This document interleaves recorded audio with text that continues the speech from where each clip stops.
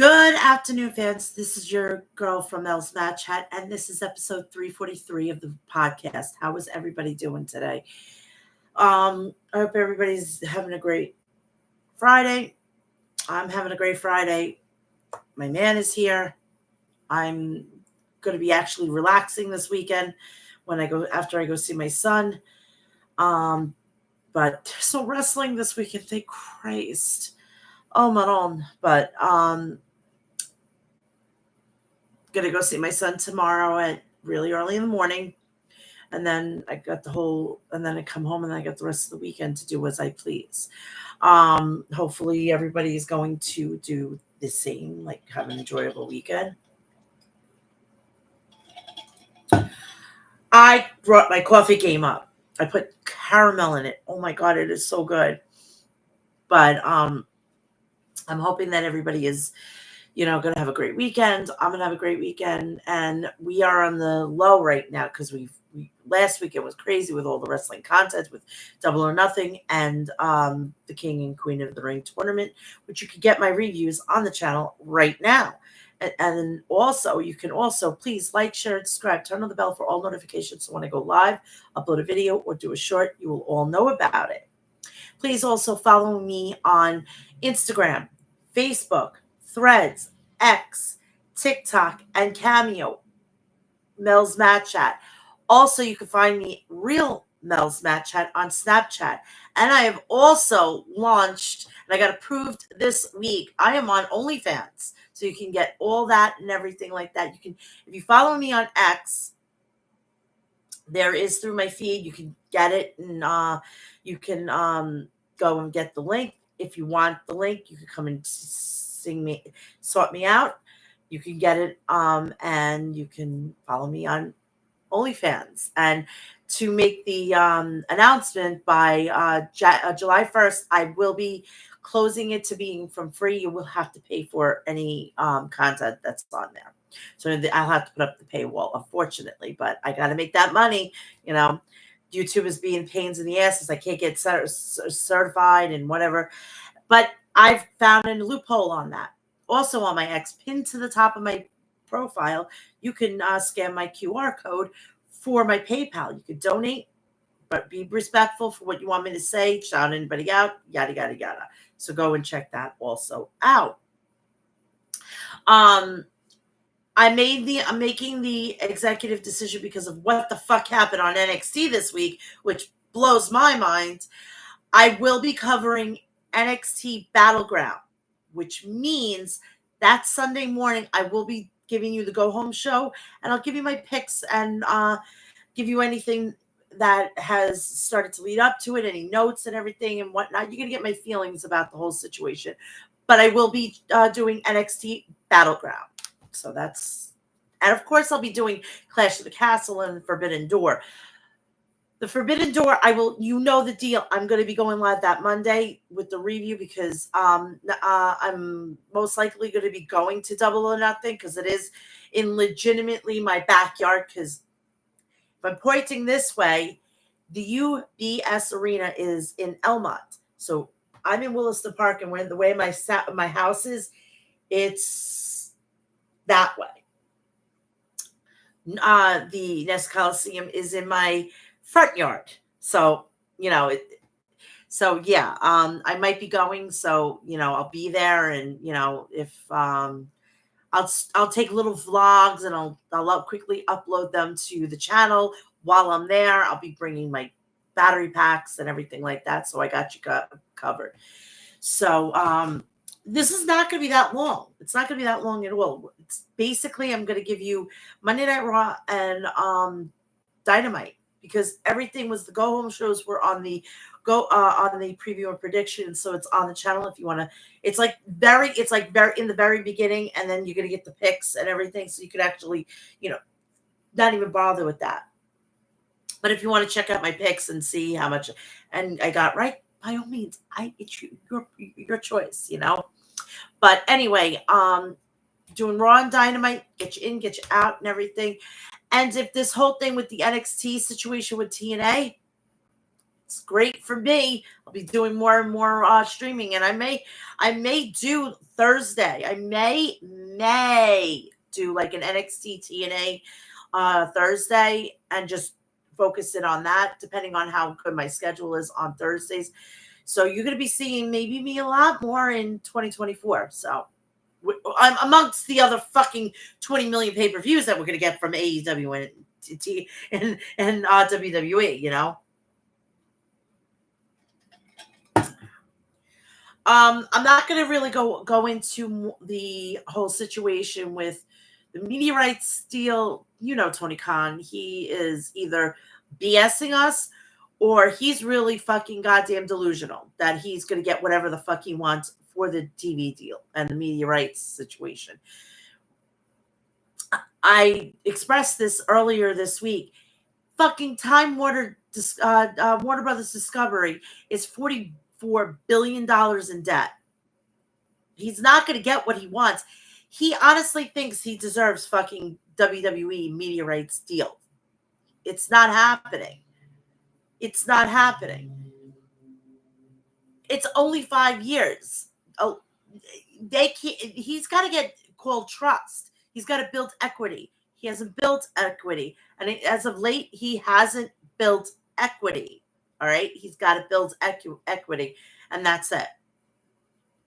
And I know I said some off-color things on Twitter and about, you know, stop sucking Tony Khan's cock. I'm going to try to refrain from that, but I'm going to say it when it's warranted. And that's all I can, you know, give you and everything. Before we get started, please do me a favor. Go check out Maestro Classics at maestroclassics.com. Visit their website for all your beard essentials. Graduation, confirmation, Father's Day is coming up. Go get your supplies for the loved one that's in your life that has a beard. Get them a really good system and keep their beard luscious with Maestro Classics. Also, please go check out the people over at Liquid Death at liquiddeath.com. Visit their website to get all your artillery to murder your thirst. You can get spring water, unflavored seltzer water, flavored seltzer water, iced tea, and sports packs, including also really cool merchandise. So get all your artillery to murder your thirst at liquiddeath.com. I'm a coffee aficionado. I love my coffee. I would rather drink coffee than liquor at this point. But please do me a favor. If you are a coffee aficionado and you're in like the goth situation, which I'm starting to adopt, I love it. I love the dark. I love the skulls and the vampires and the blood, the whole gambit. Please do me a favor. Go check out Death Wish Coffee at deathwishcoffee.com. Visit their website for all your coffee essentials. You can also sample their world's strongest coffee with the lowest acidic rate.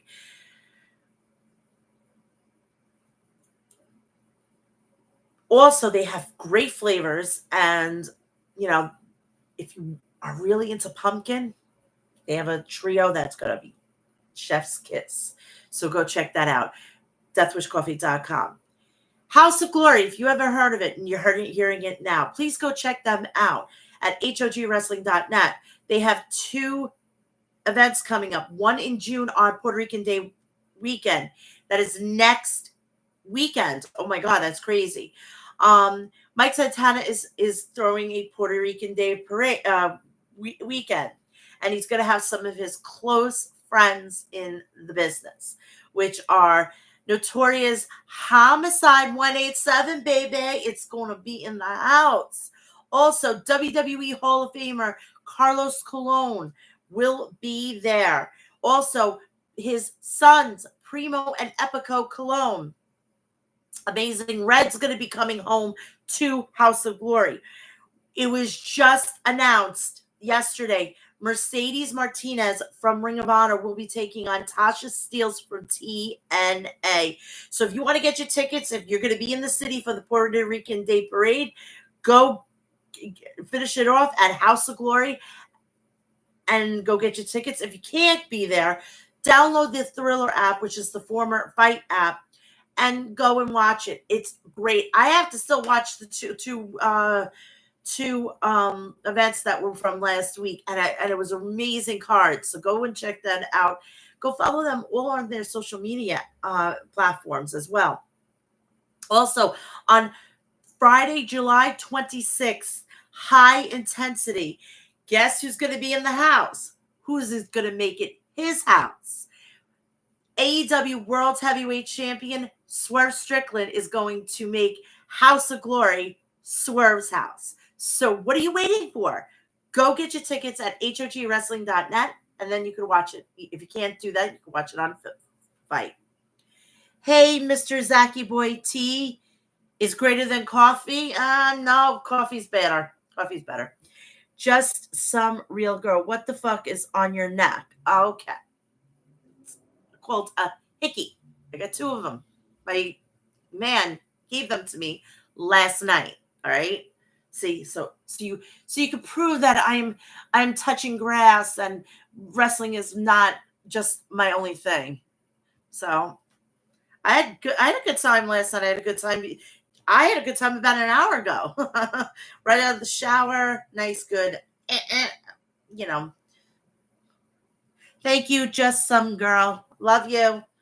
So yeah,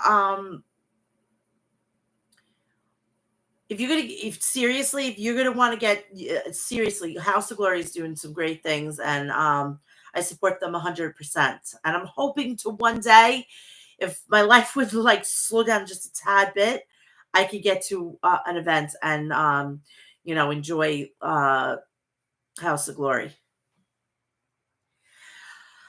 My neck.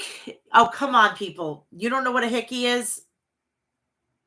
You don't know what a hickey is. You don't know what a hickey is. Seriously. Yes, I wear these with a badge of pride. Thank you, just some guy. Thank you. You too. Have a good day. So let's get this party started. We are just doing Dynamite and Monday Night Raw, and then I'll get you out of here and everything. But remember, if you want to see the go home shows of Double or Nothing and the King and Queen of the Ring 2024, it's on the reviews of those pay-per-views. It's in the channel. Go find them out. All right. Let's start off with the Fallout show from Monday Night Raw from the King and Queen of the Ring.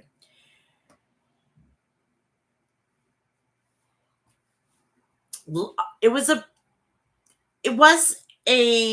how can I say it? It wasn't a hot button show because it was the holidays and everything, but Dominic got kissed by Liv Morgan. And for all you fucking Liv Morgan stands, isn't it really cool to be Dominic Mysterio? He's got Mommy and he's got Liv. And I can guarantee you all you Liv Morgan stands were probably crying and doing it Nick Nemeth. It should have been me. It should have been me. But sorry, not you. Never will be you. So let's just move on. All right. I swear, Liv Morgan stands are worse than anything else. I think they're worse than Sasha Banks. Sorry, Mercedes Moné. Anywho, let's get this going. The lineup for the Monday Night Raw was the World Heavyweight Champion El Champion, yeah. Damian Priest will have multiple opponents after him. Singles match: Braun Strowman versus J.D. McDonough. WWE Women's World Championship match: Liv Morgan versus Becky Lynch. And the Ring General, Gunther, will appear for the first time as King of the Ring.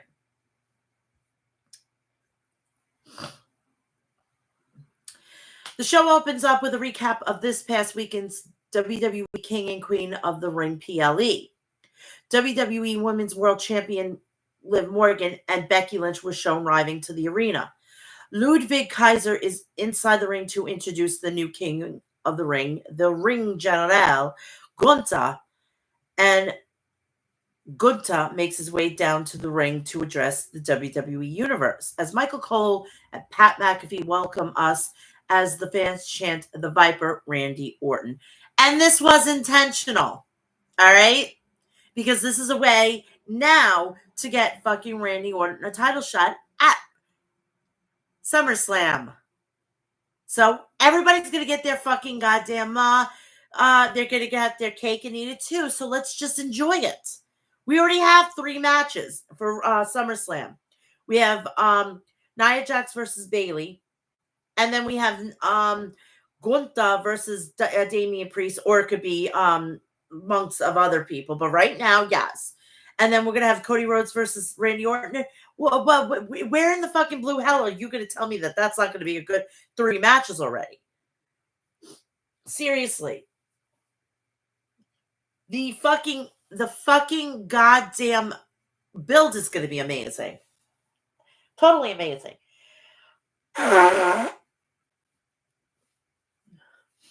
Mr. Zaki Boy. Liv Morgan is thirsty. Is in her thirsty era right now. Definitely. Most definitely.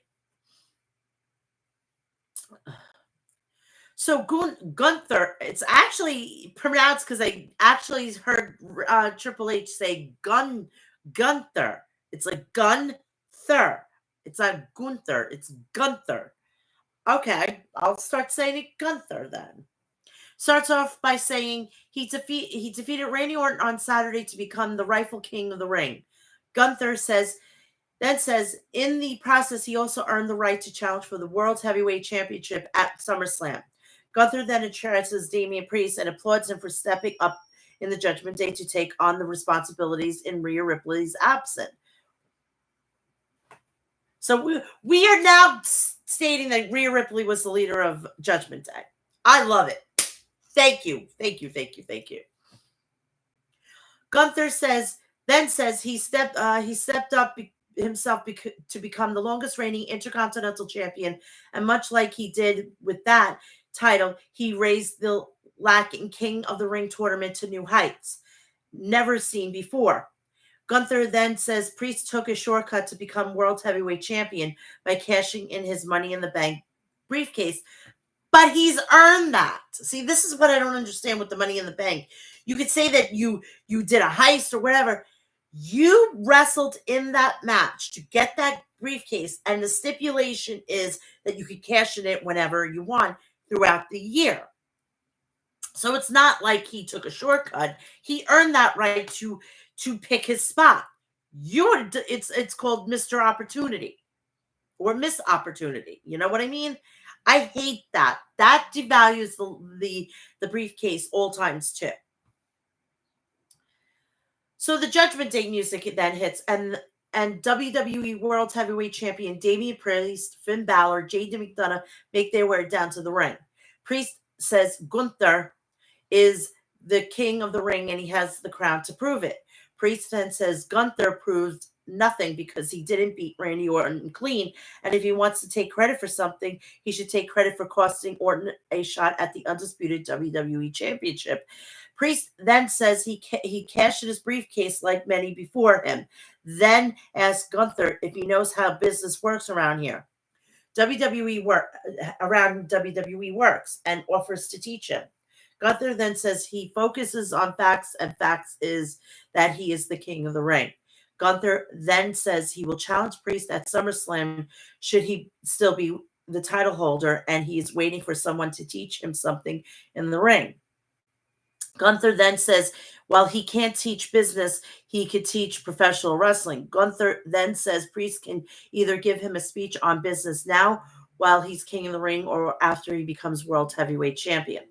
Priest then says he respects Gunther's Intercontinental Championship reign, but questions what Gunther can teach that he doesn't already know.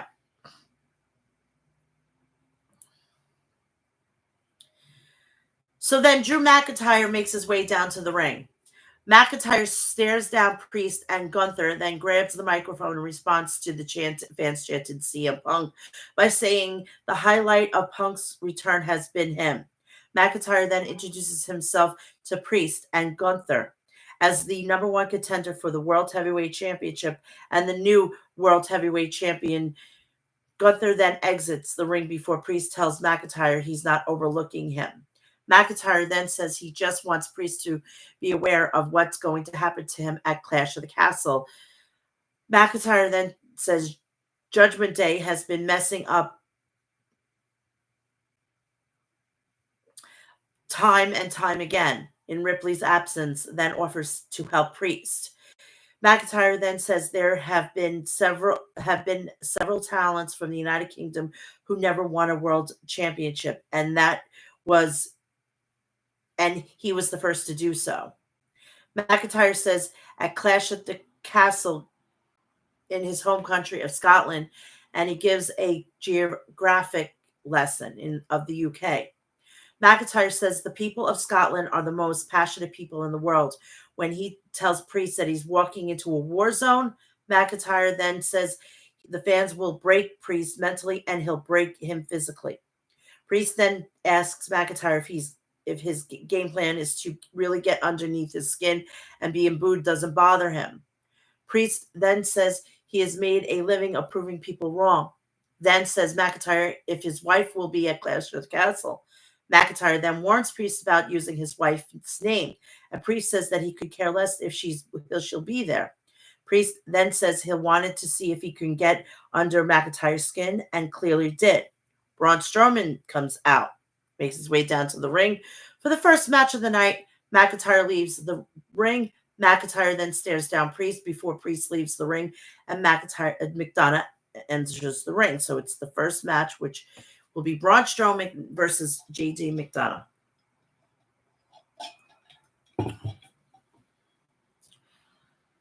The match starts off with McDonough charging at Strowman. Strowman then follows McDonough and raises him above his head. McDonough slips out. Strowman then sends McDonough into the corner before McDonough rolls out of the ring. Strowman then sends McDonough crashing into the mat, then hits him with an overhead chop in the corner and sends him across the ring. Strowman then charges at McDonough in the corner, but McDonough moves out of the way. Strowman then slaps McDonough and hits him with a body slam and follows up with a kick. McDonough hits Strowman with 3 chops, but Strowman responds with one of his own and nails McDonough with a splash in the corner. Strowman then charges at McDonough once again in the corner, but McDonough moves out of the way, and Strowman is sent crashing into the ring post. McDonough then hits Strowman with a chop block on the outside. Strowman then hits McDonough with a leaping clothesline. He then follows up with a back body chop, and McDonough slides out of the ring as Strowman takes a second to recover with his injured knee.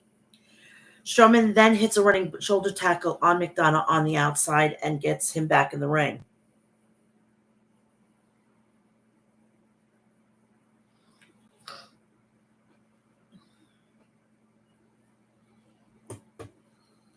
Then goes for a running power slam. Balor then jumps on the apron, but Strowman drags him into the ring. Carlito makes his way down to the ring, looks to nail Strowman, but Strowman hits him with a forearm. McDonough takes advantage and hits a headbutt on Strowman, but Strowman manages to hit him with a power slam for the win, and that is the end of that. After the match, Carlito and Balor beat down Strowman down. But Strowman sends Carlito and Balor out of the ring, and McDonough grabs a chair and hits Strowman with it from behind. Strowman then stays on his feet and turns around, but McDonough slides out of the ring and retreats to the back with Balor and Carlito as Strowman follows it not too far behind. Ruh-roh, he's in a bad mood. We then head to the back where the new WWE Women's World Champion Liv Morgan was being interviewed by Kathy Kelly and asked Morgan if she has remorse over the way she beat Becky Lynch to win the title. Morgan says no, she didn't know Dominic Mysterio was going to come out. Morgan then says there will be nowhere to run or hide in the steel cage match, and she will finally beat Lynch one-on-one. Priest then approaches Balor and Carlito. Priest tells Balor that Strowman should have never handled been handled tonight. Should have been handled tonight. Grace then tells them to go find McDonough, and they go regroup. Carlito and Balor then hesitate to leave because they figured Strowman was chasing them down. We get a video package recapping Braun Breaker's brutal attack on Cale Dixon and Ricochet last week. We head to the medical office and we see Ricochet cleared for in-ring competition on earlier today as Raw General Manager Adam Pearce stands by. Ricochet then demands a match against Braun Breaker, but Pearce says Breaker is at home and currently suspended. Ilya Dragunov then enters and a heated verbal confrontation ensues between him and Ricochet. Pearce then makes a match official between Ricochet and Dragunov. I'll take this all day, all night. I love this shit.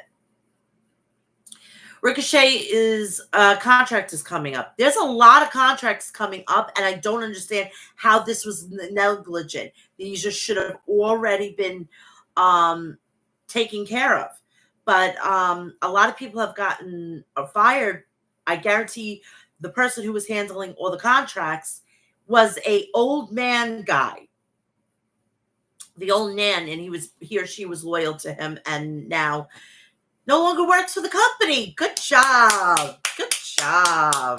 You're on the unemployment line for fucking being loyal to one person. Fuck. I'm loyal to the people that I work with now. I'm loyal, but if they go, adios. I go to the next person. Okay? You're no longer here. You're no longer getting loyalty from me. By the way, breaking news, Gable Stevenson is signed with the New York Buffalo Bills.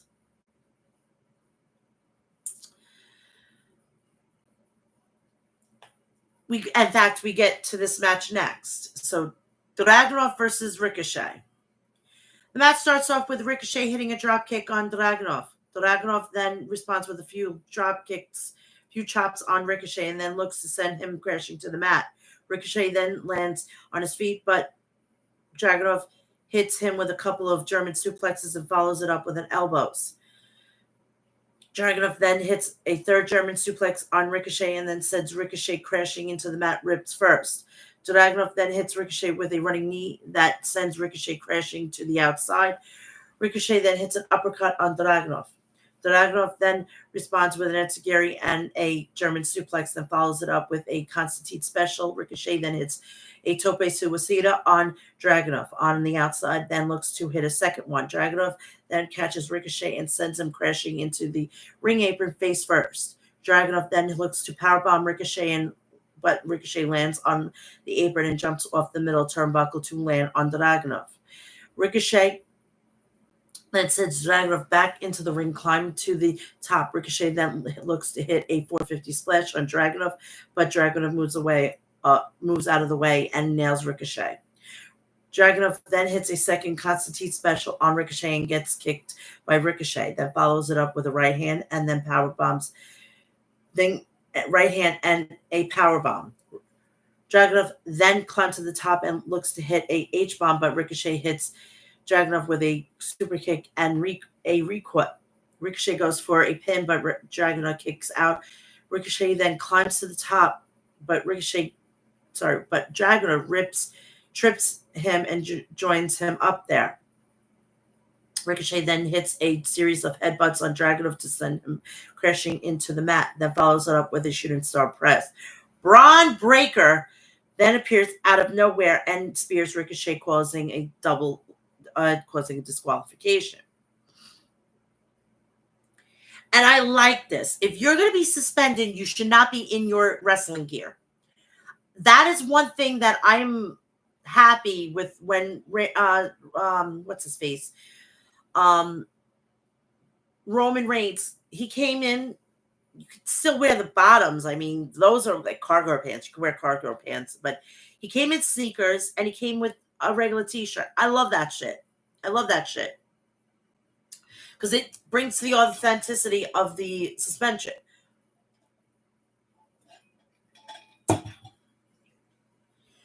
After the match, Dragunov tries to go after Braun Breaker and hits him with a few chops, but Breaker nails him with a spear.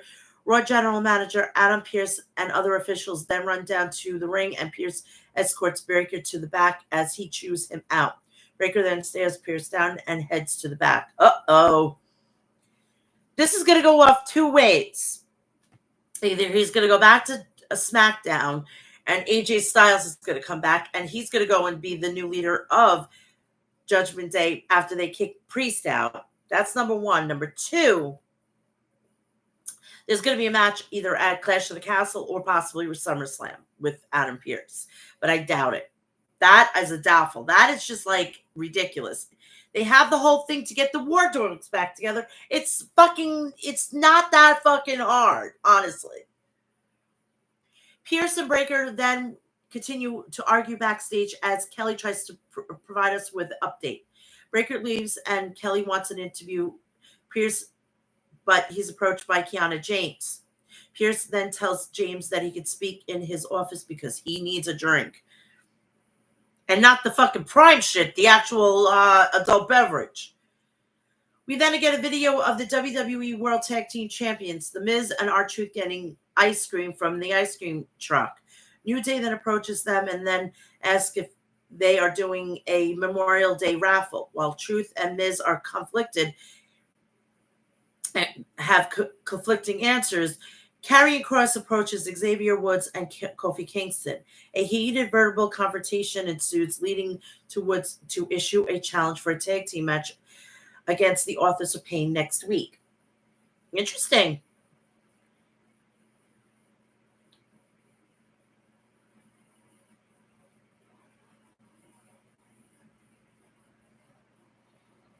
Not next week, for tonight. No. Yeah, for next week, sorry. But we have the Authors of Pain, and they're going to be going against Julius Creed and Brutus Creed, the Creed brothers. And the match starts off with AOP going straight after Creed brothers. Akam and Julius then end up on the outside, leaving Razor and Brutus inside the ring. Razor hits a Death Valley driver on Brutus in the corner and then tags in Akam. Akam then hits a right hand on Brutus, then tags Razor back in.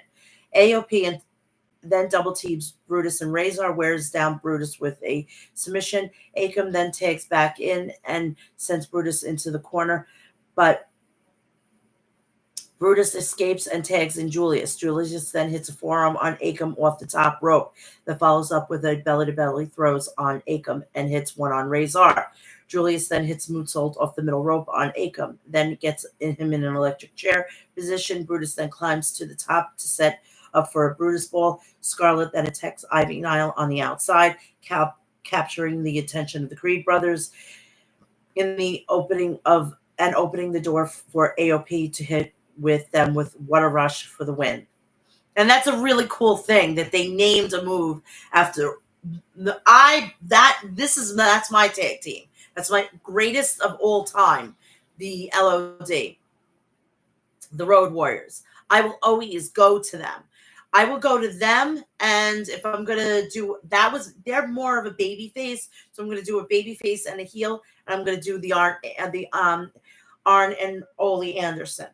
Those are the two teams that I was so highly influenced and I loved so much. I love old school wrestling. I'm apparently, because of the age I am, I love that. So those two teams. But I always will take LOD. I will always, because they were really fucking cool.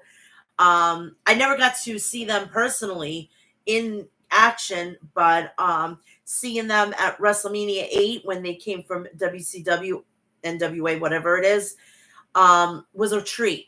And I'm hearing the iconic voice from WWE Hall of Famer Paul Ellering.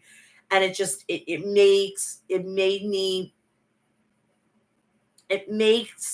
me just ponder for what could have been and what should have been, because LOD had a very explosive behavior, so they got fired, but then they were brought back.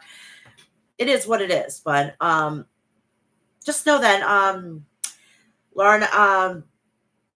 the Laurinaitis brother is far more successful than fucking Johnny Ace. At this point, he's going to be in prison. Trust me. Because indictments, indictments, indictments, baby. So, Akam and Razor pick up the victory. We head back to the back where WWE Hall of Famer Rey Mysterio and Carlito was welcomed into the LWO with open arms. Rey then says Carlito will still be his brother had not he be taken his current path. Rey then says Carlito's jealousy over Dragon League made him bitter. Rey then says Carlito can run to the Judgment Day and maybe they will welcome with open arms.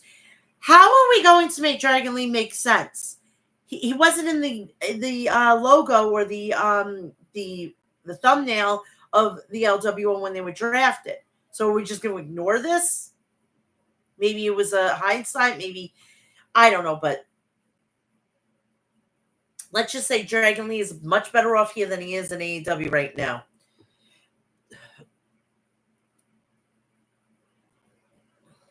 Rey then says those days are over. Rey then says Carlito will not find an old friend in the ring. He will find out what happens when you cross the LWO. Sheamus was then shown walking backstage. JD McDonough then was talking with Liv Morgan in the background. And ran away once Braun Strowman entered the picture. We get a tribute video for the WWE for Memorial Day. The Celtic Warrior Sheamus then makes his way down to the ring. Sheamus starts off by asking Savannah if they enjoyed the King and Queen of the Ring. Then he says all of the matches were banger after banger after banger. Sheamus then says he was not on the card because of Ludwig Kaiser sidelined him. Sheamus then sends a message to Kaiser and calls out Kaiser, the King's Court jester. Sheamus then tells Kaiser that he's back. Kaiser then appears on the big screen and says Sheamus shouldn't be blaming him for his first round loss to Gunther in the King of the Ring tournament. Kaiser then tells Sheamus to blame Gunther, and then after weeks hiding at home, being a keyboard warrior, he is trying to tell him what to do. Sheamus then storms to the back to find Kaiser, but Kaiser blindsides him and sends them both crashing into a road case. Both men brawl and end up back up on the ramp before the officials and Kaiser and Pierce run down to separate them. We then see Lyra Valkyria favoring her ribs while sitting in the dressing room with Becky Lynch, then joins her and says, it's not about winning, it's all about the time. It's about getting better all the time. Lynch then says, you keep winning and learning until it's time for you to walk away. Lynch then tells Lyra that she has this, and then they fist bump. Speaking of Becky Lynch, today is her last day with WWE. Does she go all elite or does she stay with WWE? Tick-tock, tick-tock. Thank you, Karrion Kross. Singles match. Lyra Valkyria versus Kairi Sane of Damage Control. The match starts off with Valkyria hitting a mat return on Zane. Valkyria then hits Zane with an enziguri and a Northern Light suplex and then climbs to the top.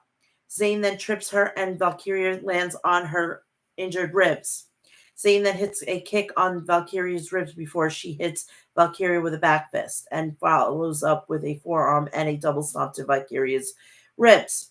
On the apron, Zane then climbs to the top and Valkyria joins her up there. Zane then drapes Valkyria from the top rope by her knees and hits her with a double stomp to her chest.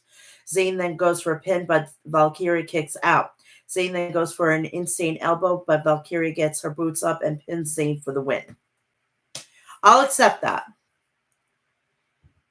So Valkyria picks up the win.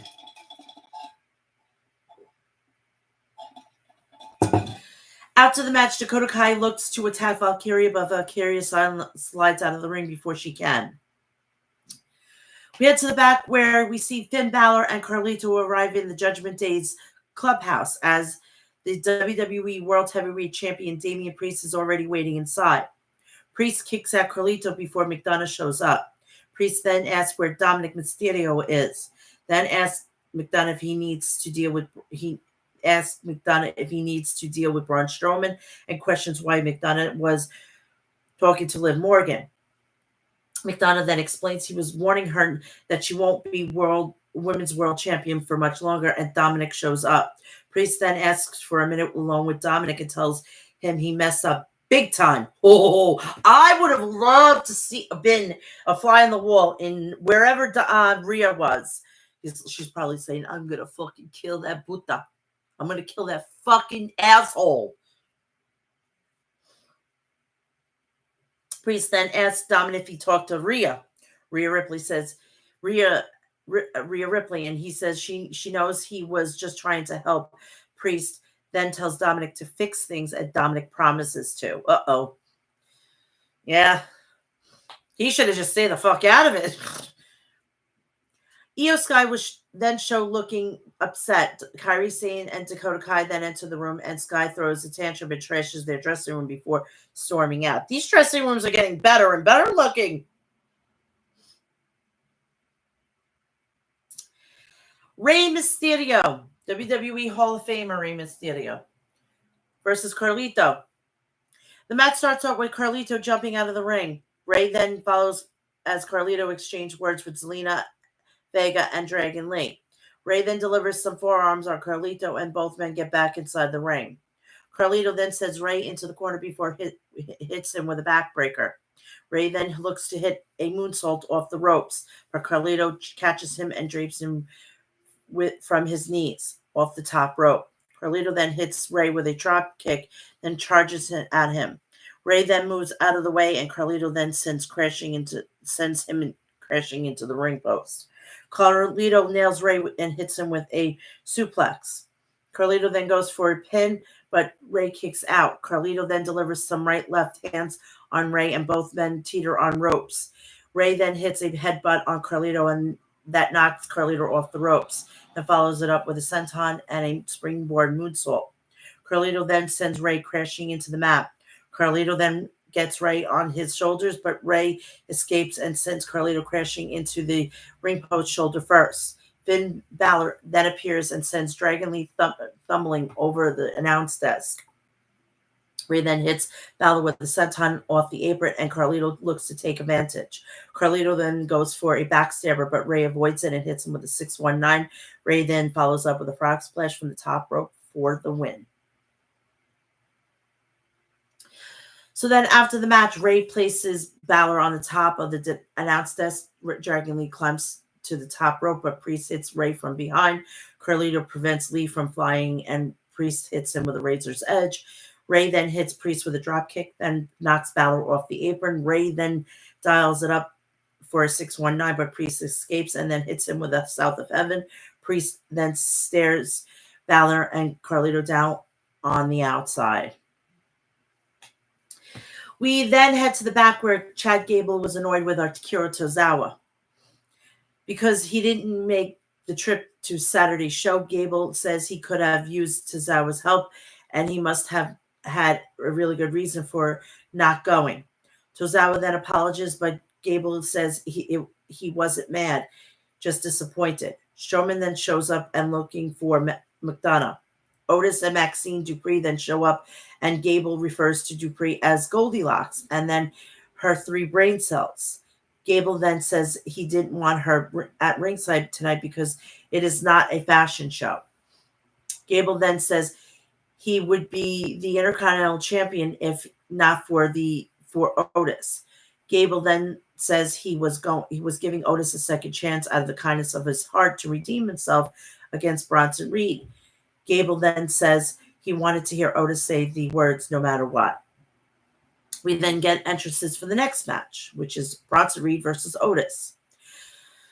The match starts out with Reed blinding Otis, and as Otis talks to Gable on the outside, Reed then hits Otis with a headbutt, then nails him with the back elbow and sends him crashing into the ring post shoulder first. The referee begins a 10 count, but Otis beats at 7. Otis nails Reed and hits him with a crossbody, and then follows it up with a slam and a splash in the corner. That sends Reed crashing into the mat. Otis then gets hyped up, but Gable tells him to stop and jumps up on the apron to the disappointment of Otis. Otis then rips off his shirt and gets hyped up again, but Gable once again tells him to stop.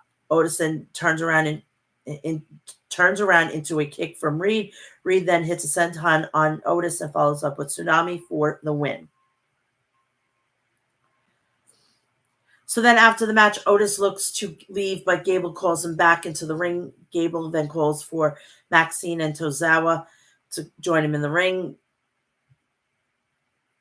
Gable starts off by giving Otis a piece of his mind and says he cost him the Intercontinental Championship in his triple threat against Sami Zayn and Bronson Reed at the King and Queen of the Ring. Gable then says he gave Otis a chance to redeem himself tonight, but he failed again.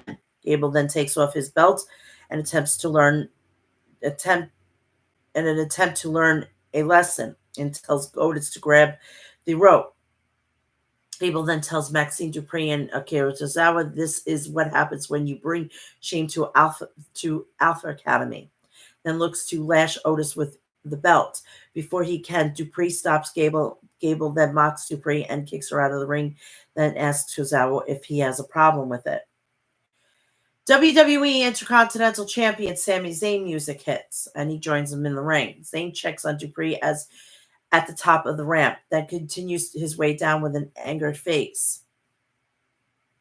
Looked plastered across his face. Gable then tells Zayn to mind his own business and stay out of this. Zayn then asks Gable what is he going to do, and calls him a weak little man. Zayn then says Gable manipulated his way into getting an Intercontinental Championship match, but when he didn't win, he blamed everyone around him. Zayn then says that losing at King and Queen of the Ring was solely Gable's fault and not Otis. Then says Gable didn't get the job done. Gable then says he can't get the job done and blames Otis again for losing. And then says he's disciplining him for his mistakes. Gable then once again looks to lash Otis with his belt, but Zayn grabs it from him.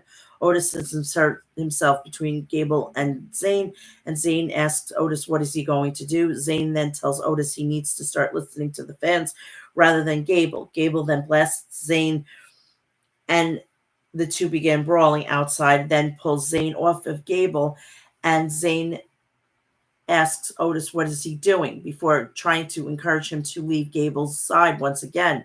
Gable then hits Zayn with a German suplex, then delivers some right hands on him. Gable then grabs the Intercontinental Championship and leaves the ring as the fans chant Otis. Tozawa then joins Gable, as does Otis, and both men walk up the ramp, a shame that Gable follows behind him.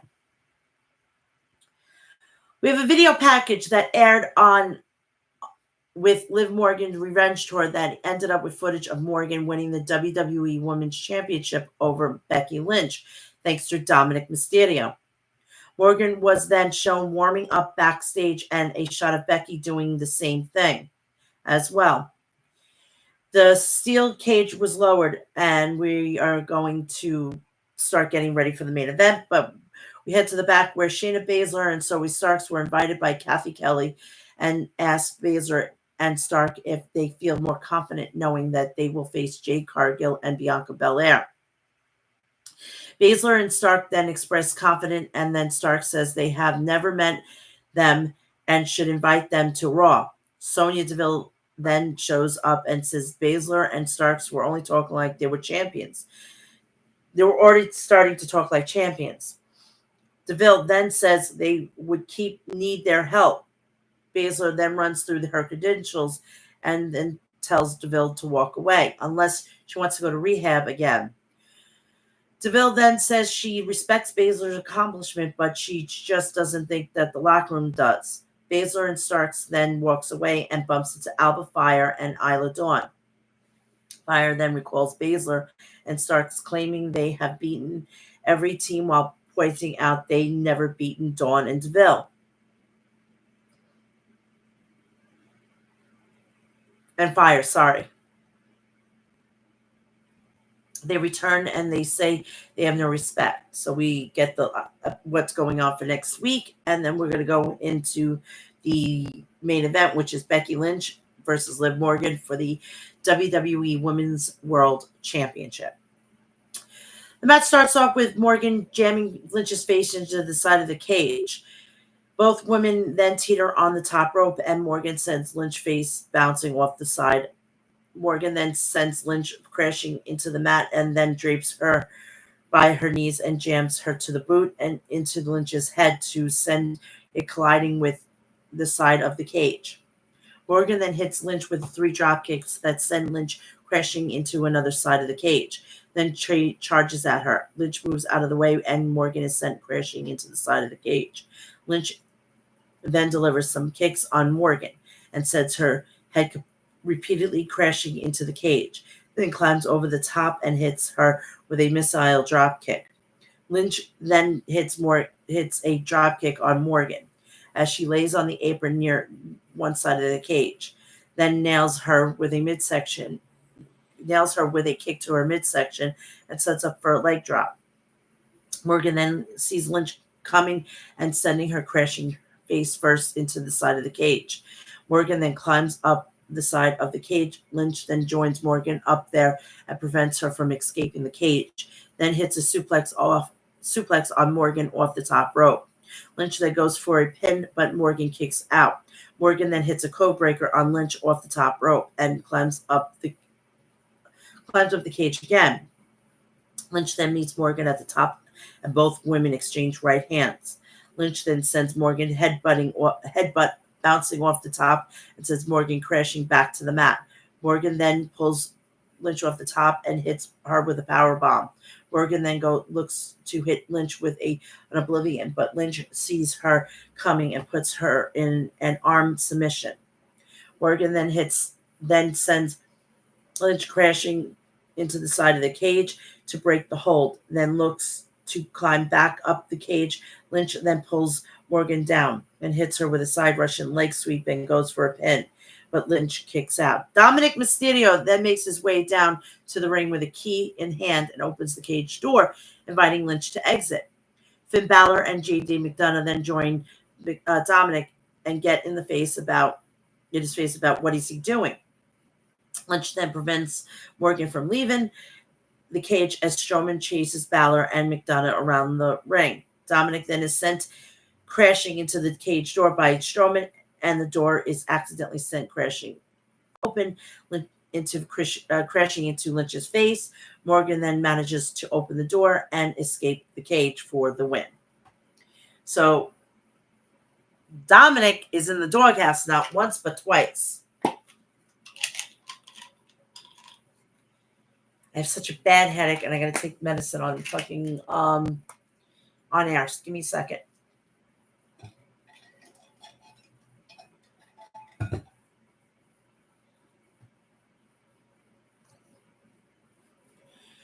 The winner and still WWE Women's Champion, Liv Morgan, after the match, stares down the ramp and kisses him as the show comes to a close.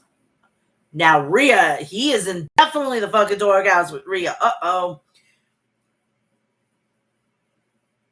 I hate that skin. So that is that. Now let's address a little bit of NXT topic now. Jordynne Grace is going to be challenging Roxanne Perez for the NXT Women's Championship. Also, Ethan Page, All Ego Ethan Page, formerly from AEW, has also joined the fray. He's claiming that he hasn't signed. He signed. And it's not the last minute. Not by a long shot. So this is just trying to smell people off. Now on to Dynamite, and then I'll get you out of here.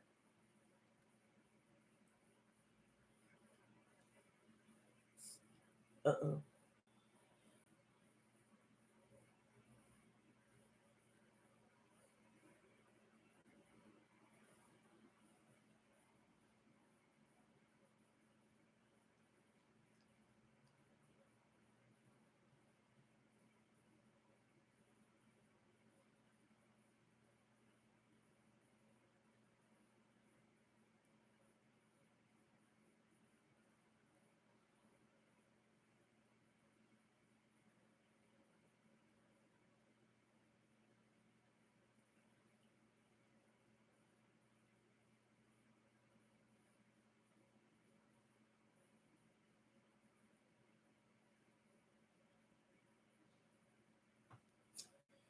So sorry, it was a family issue. I had to pick that up.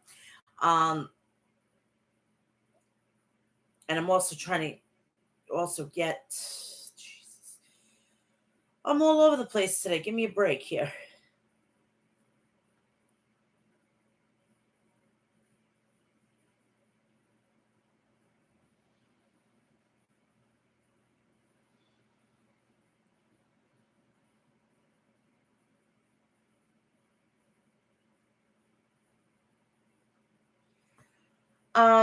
Now we're going to go on to Dynamite. Please do me a favor while you're here. Like, share, and subscribe. Turn on the bell for all notifications so when I go live, upload a video, or do a short, you will know about it. Please also follow me on my social media accounts, which is Instagram, Facebook, Threads, TikTok, Cameo, and Threads, Instagram, TikTok, Facebook, X, and Cameo, all Mel's Mat Chat. I'm on Snapchat, Real Mel's Mat Chat, and I'm on OnlyFans. Yes, I just joined and I got approved this week, so go check it out. And it's Real Mel's Mat Chat. Okay. Dynamite. Dynamite was pretty interesting. It started to set everything up for Forbidden Door. And we now know a lot of things that have been happening, and that's what I want.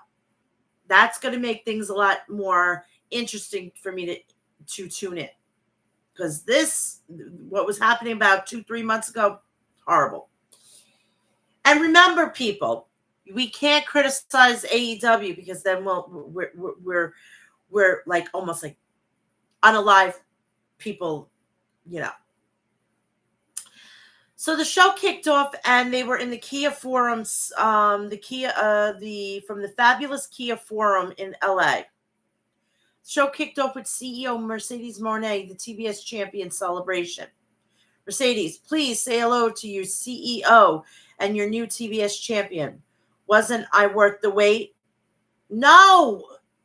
If you want to be the greatest wrestler of all time, the women's wrestler, you need to wrestle, sweet cheeks. Didn't I tell you money changes everything? At Double or Nothing, we celebrated 5 years of AEW and the return of May. This past Sunday, Willow and I tore the house down. She gave me a fight of my life, but damn, girl, you're just way too nice. I could have told you that Chris and Stokely were going to screw you over. When you return, I hope you return better than ever and kick Chris and Stokely's asses. Now back to my celebration. Being CEO and the new face of TBS puts a big target on my back. We were only 4 weeks away from Forbidden Door. Sky Blue appeared on the big screen. She showed footage of Alex Marvez and interviewing Mercedes, and Mercedes got ambushed in the dark. Sky Blue.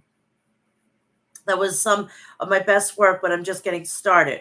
Back in the ring, Sky Blue snuck up from behind and wiped her out. Sky Blue held the TBS championship belt while holding down Mercedes with her knee. By the way, Edge, Adam Copeland, sorry, Freudian slip. Out for the rest of the year. Dumbass fucking jumped off the fucking goddamn cage and broke his tibia. Yeah, and WWE gets fucking slack from people saying, oh, they're too cautious. Yeah, it's for a fucking reason. They need they want to keep them not injured. And I seen the fucking spot. He legitimately came down on his feet. He jumped down from the thing and came down on his feet. It would have been better off if he would have went just flat. What? His knees couldn't handle it? That was a stupid fucking move. And Adam should have known better. Anyway, the House of Dragon, who's house match? Because they're promoting another thing on Max and more kissing ass to get on the fucking streaming service. AEW World Champion Swerve Strickland. Wow. He gets the second segment. He doesn't even get the main event. How horrible is that? Versus Killswitch.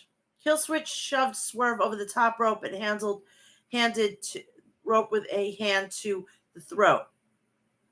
Swerve kicked Killswitch, then drop kicked Killswitch, knocking Killswitch to the mat.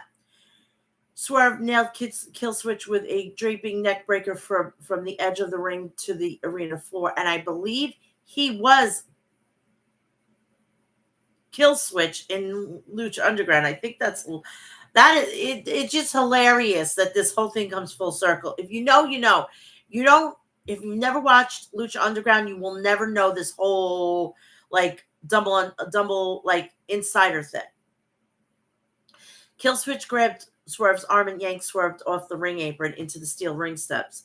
The champion rallied back with a flurry of European uppercuts. Swerve suplexed Killswitch. Swerve was looking for a big pressure, but Killswitch escaped.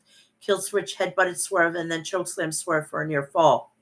Killswitch grabbed a steel chair and almost clocked Swerve with it until Prince Nana grabbed it out of Killswitch's hands. Swerve took down Killswitch with a swerve stomp from the apron to the arena floor.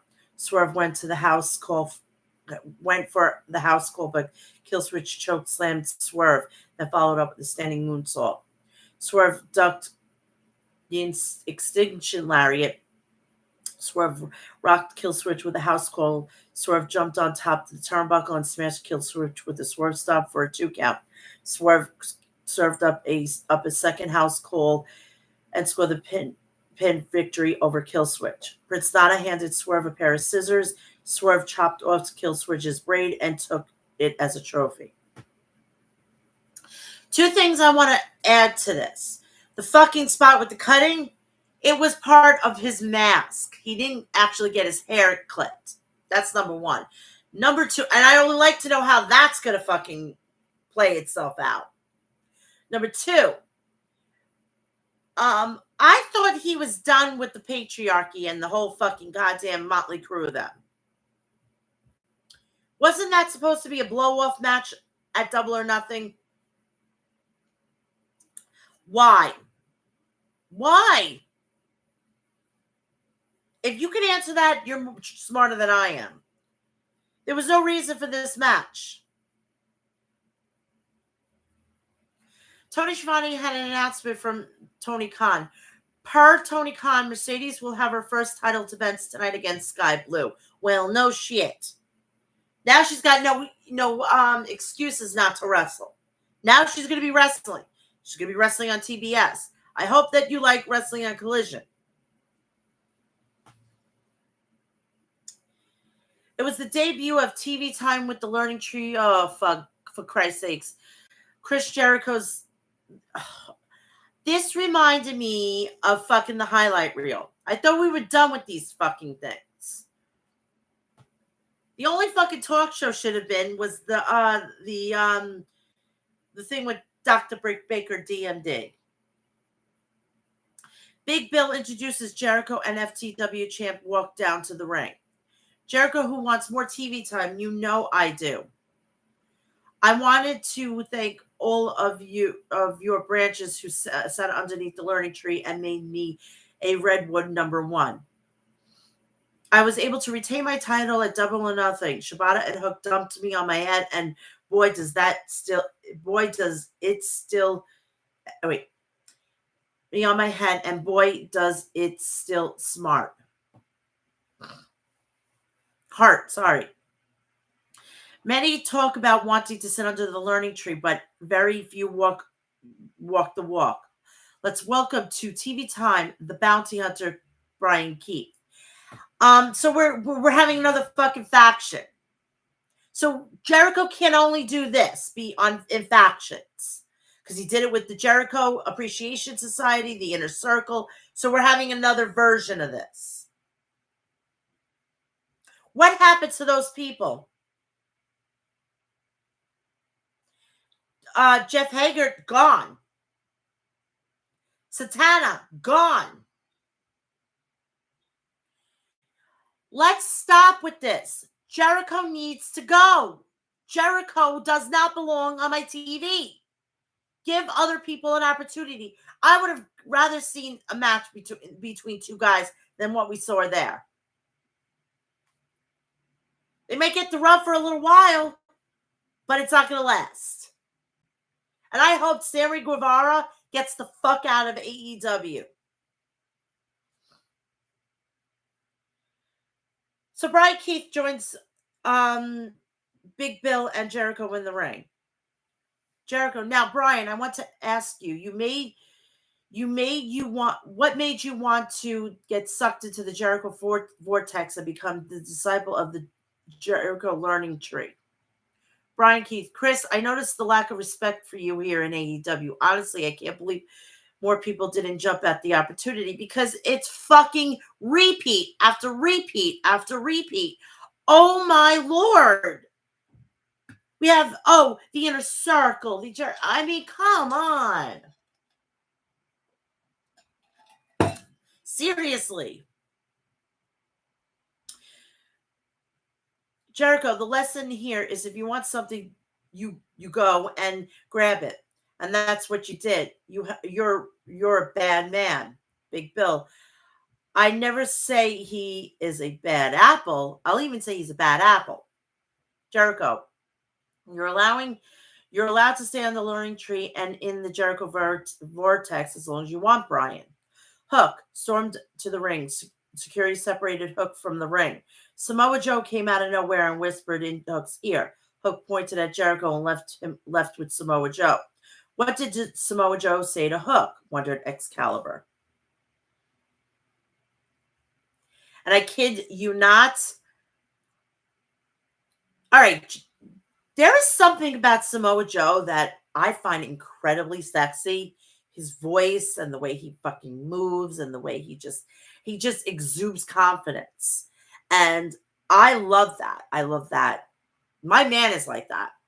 My man is like that. And goddamn, with a little bit of battle wounds, please, give me more. Give me more. I love that. I love the dominance. I love the dominance that he exudes, and I love the dominance in my man. And with me being a little bit of a sub, if you know, you know,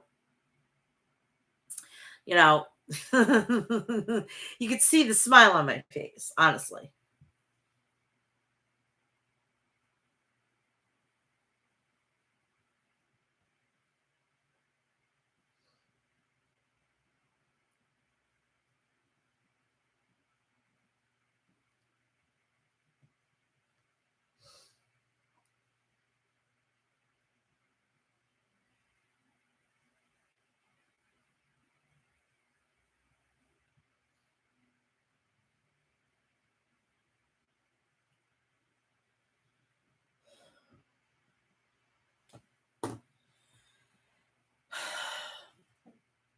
We had a video package aired highlighting New Japan and NJPW Strong Women's Champion, CML World Women's Champion, and CML Women's Tag Team Champion Stephanie Valcour ahead of the Forbidden Door. IWGP World Heavyweight Champion Eliminator match, Jon Moxley versus Rocky Romero. Can we ask, for the love of God, what has Rocky Romero done to get into this situation? Isn't there people over in New Japan has more of a stake to Jon Moxley's title than what's going on in AEW? Why do we have this fucking title? This is ridiculous.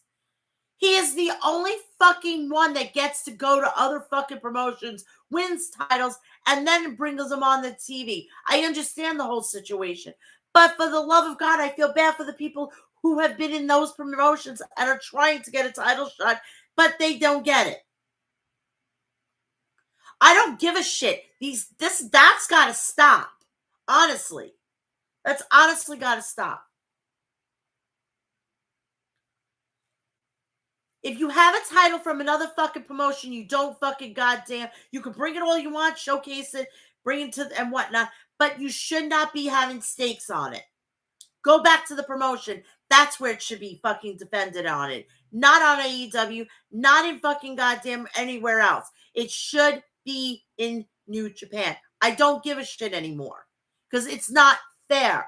Because now you're having Jon Moxley basically being treated like the AEW the women's championship, world champion, and they're fucking giving him more of a spotlight. Go over to Japan and do a stint over there. Get off of this, what do you call that? Freeze your contract in AEW and work over in New Japan. It's very fucking simple.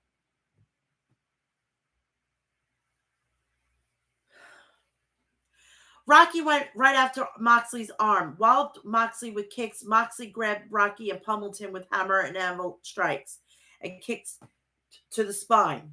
Rocky jumped off the turnbuckle and stomped on Moxley's arm. Moxley grabbed Rocky off the barricade with a lariat. Rocky turned things around, whipping Moxley to the steel ring steps. Moxley chomped on Rocky's forehead. Moxley suplexed Rocky back into the ring. Jon Moxley planted Rocky with an explosive cutter in the center of the ring. Rocky rallied back with a DDT. Rocky applied the armbar on Moxley. Moxley escaped and put Rocky in the bulldog choke. Rocky stuck out and snapped Mox's left arm backwards. Rocky took Moxley off the ropes and with a flying forearm, Rocky pulled back on Moxley's arm. Moxley got onto his feet and stomped his way out of the arm bar. Moxley hit a King Kong lariat and then spiked Rocky with a Death Rider for a victory pinfall. And there you go. This was a waste of time too. Honestly, all these fucking segments should not be there. Where is the homegrown talent? Where is fucking Kip Sabian? Where is all of this? This is ridiculous. And if you're fucking telling me, oh, what about Ring of Honor? What? Who? Fuck? I ain't paying $10 for fucking 2 hours. No way, Jose. No fucking way.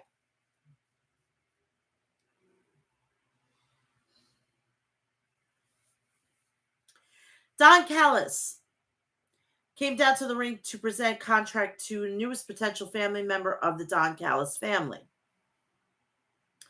Don Callis, I have something important to tell you. This contract in my hand is more valuable than gold. This is a contract to work with the Don Callis family. It has been one of the greatest pleasures of my life to be able to scout talent like Orange Cassidy. In fact, when I see Orange, I see myself.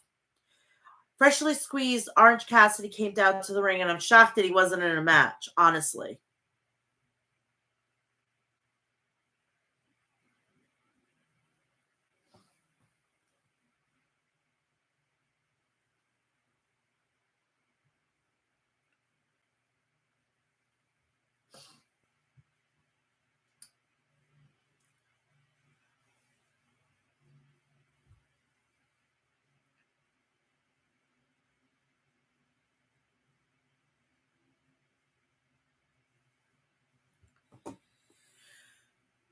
So, Don Callis, this moment is the moment the world has been waiting for. Orange, you're truly an iconic performer in this industry. You truly are a star wherever you go. You've been confused with some bad choices, but I'm here to work with you. I'm here to welcome you with this contract to be part of the Don Callis family. I already filled it out for you. Orange took the contract and ripped up the paperwork in half. Duh. No shit this was going to happen. Orange. Hey, Don, no. Orange walked away. Don pulled him back. Don, who do you think you're talking to? Stokely Hathaway and Chris Statlander worked down to the ring. Stokely, Orange, I don't like the way you walk or talk. You're just like Willow. The only reason I'm out here is because of Chris. Chris, on behalf of my best friend, I'm here to announce that he accepts your invitation to the Don Callis family. Trent appeared in the ring, ambushed Orange with a charging strike. Trent ground and pound Orange, beating Orange to a pulp. Orange Cassidy is busted wide open. And said Excalibur. Trent and Don Callis hugged and at their feet, at his feet, and a bloody, battered Orange withered in pain. Trent is in the Don Callis family, and said Taz. Renee Paquette was backstage with Daddy Magic and Matt Menard. Daddy Magic, Matt Menard, and Daniel Garcia. Hold on.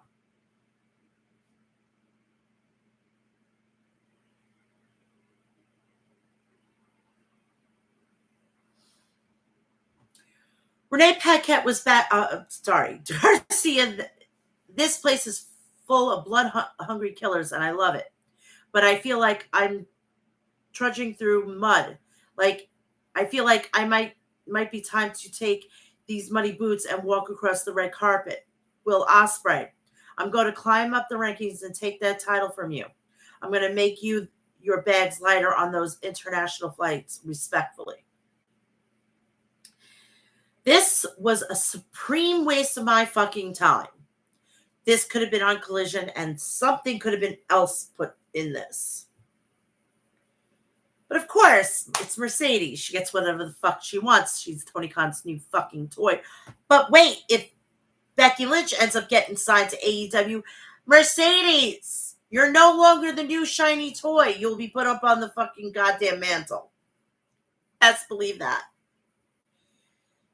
I swear, Tony Khan is turning into the old man 2.0. TBS Championship match, Mercedes Moné versus Sky Blue. Sky whipped Mercedes into the corner. Mercedes dodged Sky and countered with an arm drag. Mercedes smashed Sky with a diving meteor from the apron to the arena floor. Sky rallied back with a draping neckbreaker for a near fall on Mercedes. Mercedes cracked Sky with a backstabber. Mercedes climbed the turnbuckle, but Sky kicked her in the face. Sky went for a power bomb, but Mercedes reversed it. Sky Blue hoisted Mercedes and planted her for a near fall. Sky went for a cold blue, but Mercedes countered with a moneymaker and pinned Sky Blue. No shit. After the match, CML's Stephanie Valcourier walked onto the ramp and held her New Japan Strong Woman title up. Mercedes grinned and held up her TBS champion, and that's another match for Forbidden Door.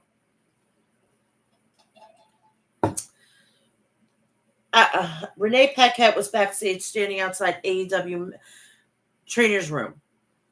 Renee, I was looking up for an update for Orange Cassidy after the attack was attacked earlier by Trent. Chris Statlander and Stokely Hathaway walked onto the scene and interrupted her. Stokely, excuse me, Willow Nightingale, you never cease to amaze me. And I don't even mean that in a good way. Willow, this started weeks ago. The four-way for the TBS title back in March. You were in that match with Chris, and you didn't listen to Chris about how much you wanted the belt. But I listened. Ladies and gentlemen, the new and improved Chris Statlander. Statlander, thank you. I do something for myself once and I get booed for it.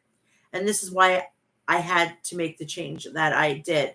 I'm done being the protector. You're going to need protection from me. A video package aired showcasing the return of MJF and his signing with AEW for a long term. It's probably about 5 years. So, and for him to say, oh, he'll never leave or whatever, never. Trust me, after 5 years, wherever the companies are, and if WWE is offering you $10 million a year, you're going to go. Up next, EVP, AEW World Tag Team Champions Matthew and Nicholas Jackson addressed the future of the TNT Championship after the devastating injury to TNT Champion Adam Copeland at Double or Nothing this past weekend. Matthew and Nicholas Jackson was joined by the rest of the Elite, AEW Continental Champion, the Rainmaker Kazuchika Okada, and the scapegoat Jack Perry. Nicholas, what a fantastic week it has been for the Elite on Monday. We released our Reebok pumps on Champion Sports champsports.com, and it's become the hottest selling Reebok shoe in multiple years. And that's performance by these two, our colleagues. They were unbelievable. So me and Matthew came out here bearing gifts. It's a small gift, Okada. But take a look, we've got something. A custom Lamborghini pulled up outside the arena, Okada. Oh my God, it's a dream. He's got terrible acting skills. Nicholas, you deserve it. It is just fucking peculiar. I'm sorry for all the years that they've gone after this man in New Japan with Kenny Omega. This is bizarre to me. I am sorry. This is bizarre like fucking goddamn Cody Rhodes, fucking CM Punk, AJ Styles. That's bizarre world to me. This is bizarre world to me. I'm sorry. Matthew, on to business. At Double or Nothing at the TNT Championship match, Adam Copeland was badly injured, and that's on me because before I walked out, I told him to break a leg. I jinxed him, and I'm sorry about that. But Adam, we're thinking about you. We're praying for you, and I hope you come back stronger. I'm sorry, man. That just sucks. However, the EVPs have to make a tough decision. So, Adam Copeland, tonight you're hereby stripped of the TNT title. But the network is on our case. They say that we need a new champion, and we know a guy. After the biggest pinfall victory of his entire career at Anarchy Arena, I present the newest TNT champion, the Escape Who, Jack Perry. That wasn't going to happen. Absolutely not. Christopher Daniels, just wait a minute. The last time we spoke, we were talking about some kind of severance package for me. But I wanted to tell you and let you know that I don't need your package anymore because I've got a brand new job. Tony Khan has named me the interim executive vice president, which means I make an announcement. When I make an announcement, it's coming from directly Tony Khan. So that something should have been like that from the get-go. But anywho, better late than never. Now, as far as championship goes, we're not giving away AEW. We're not giving it away. We're AEW. Where the best wrestle. It sounds like where the big boys play. Oh, Jesus. Can they get any original, please? Jack Perry, if you want to be a champion in this company, you've got to earn it. And you'll just do that because in the next few weeks, we're going to have qualifying matches with no seconds, no managers, and no rings at ringside, no outside interference. The winners of those matches will go on to Forbidden Door to wrestle for the vacant TNT Championship in a ladder match. And the first qualifying match is going to happen on Rampage this Friday. So it's great that you'll be able to go and watch it tonight. Matthew, we're happy that you're back. Let's go get him. Let's go tell him how happy that we're back here, that he's back in AEW. The Elite left the ring, approached Christopher Daniels until the Acclaim and Daddy Ass came to even up the odds. That should slow down the Elite. Acclaim with a big save for Christopher Daniels, said Excalibur. AEW World Champion Swerve Strickland was backstage with Prince Nana. Swerve, at Double or Nothing, I got to take down Christian Cage tonight. I gave Killswitch a kill shot. If you know, you know, and if you know that those two battled it out in Lucha Underground. I love Lucha Underground. I watched it on reruns, so I wish I was able to watch it when it was like running to really appreciate it, but I appreciate it now. So I'm like kind of fortunate enough that I was able to watch it. So now he's curious to see what his next challenger is going to be. Who's going to be my next contender? Says Swerve for the AEW World Champion. I'll be watching. Rush was backstage and had strong words for MJF ahead of MJF's return to Dynamite next week. MJF, remember, you mess with the bulls and you get the horns. Now, for the Forbidden Door Casino Gauntlet match, the winner will face AEW champion at the Forbidden Door the end of next month. Switchblade Jay White was the first to enter. The Bastard Pack came to the ring next. This is far from over for the both teams. Pac went right after Jay White with a pump kick. Pac whipped Jay White into the barricade. Pac took down Jay White with a step up in Hurricane Rana in the ring. Pac blasted Jay White with a shotgun drop kick off the top rope for a near fall. The third entrant, CML's Mystico. Mystico took down Pac with a thrust kick as Jay White and Pac slugged it out on the arena floor. Mystico took flight off the top rope with a crossbody press, knocking down both men. And if I get these names fucked up from CML, sorry, ahead of time. The fourth man, newly crowned AEW International Champion Will Ospreay, the aerial assassin, chopped Jay White. Pac jumped in and rolled up Ospreay for a near fall. Mystico rocked Pac with a thrust kick. Shota Umino. Shota Umino. Again, sorry. Was the next contestant to enter the match. Umino clubbed Mystico. Umino with a running uppercut to Ospreay. Umino connected with a drop kick to Will. Umino spiked Ospreay with 2 DDTs. Umino went for a cover, but Jay White broke up the pin. Jay White blistered Umino's chest with chops. Why the hell did he go for to break up the pin? It made no sense. It was a gauntlet match. A gauntlet match is to get rid of the people. Oh, my nudge.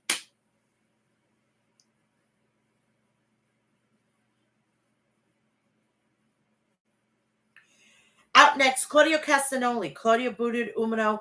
Claudio plastered Pac with a running European uppercut. Claudio hurled Jay White with a giant swing. Lio Rush was the next wrestler to enter the match. Lio had a stare down with Claudio. Lio threw his body into Claudio. Lio clocked Umino with a toe kick.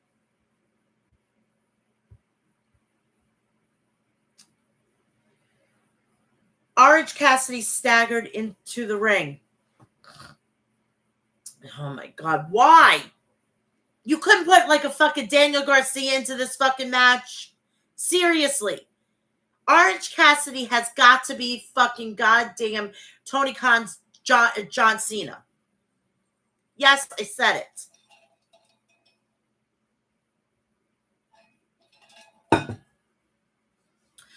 Staggered to the ring, banged up. Orange hit Stun Dog Millionaire and then a DDT on Claudio. Jay White jumped in and dropped Will with a dragon suplex. CMLL's Horatio came into the match. Horatio put Ospreay into an armbar, but Ospreay escaped thanks to the offense of Orange Mystico from Orange. Mystico wiped out Horatio with a diving Hurricane Rana. The fans chanted, "This is awesome. This is awesome." Juice Robinson ran to the ring and assisted Jay White, knocking Pac off the turnbuckle. Ospreay nailed White with a hidden blade. Will served up Oscutter to Orange and pinned Orange. The AEW International Champion has earned a shot at the AEW Champion at the Forbidden Door on June 30, said Excalibur. AEW World Champion Swerve Strickland and Prince Nana came to the ring. Swerve and Ospreay had a stare down as the show went off the air. So Rampage is at 6:30 tonight, people. And tomorrow night they're going to be at the Oscure Arena in Palm Springs, California. Then they're going to be at Dynamite and the Blue Arena from Loveland, Colorado. And that is it. That is it. That is episode 334. 343, sorry. Please do me a favor and go check the rest of the content out on the YouTube channel, which is the reviews of WWE King and Queen of the Ring tournament and AEW's Double or Nothing. Please check out the rest of the content that's on there. Please like, share, subscribe, turn on the bell for all notifications so when I go live or I upload a video, you will know about it, or I do a short. Please follow me on Instagram, Threads, Facebook, TikTok, X, and Cameo, all Mel'S Mat Chat. Please also follow me on Snapchat, which is Real Mel's Mat Chat. Please also check me out on OnlyFans. I was just approved this week. In fact, it was Monday I was approved. So go check that out, Real Mel's Mat Chat. And as of July 1st, I will be closing my OnlyFans. That means you're going to have to start paying. It's a free thing. It's for the whole month of June. So get your digs in now, because when it's closed, you got to give me that money. Yes, I pulled a Mercedes. Please also go check out Maestro Classics at maestroclassics.com. Also go check out Liquid Death at liquiddeath.com. Go check out Death Wish Coffee at deathwishcoffee.com, and go check out House of Glory at House of Glory, HOGwrestling.net. Follow them on all social media platforms. I will be back here next week on Friday at 2 p.m. with episode 344. Please join me. I want everybody to have a great weekend. Enjoy, and I will see you next week. I love you all, and have a great weekend. Bye.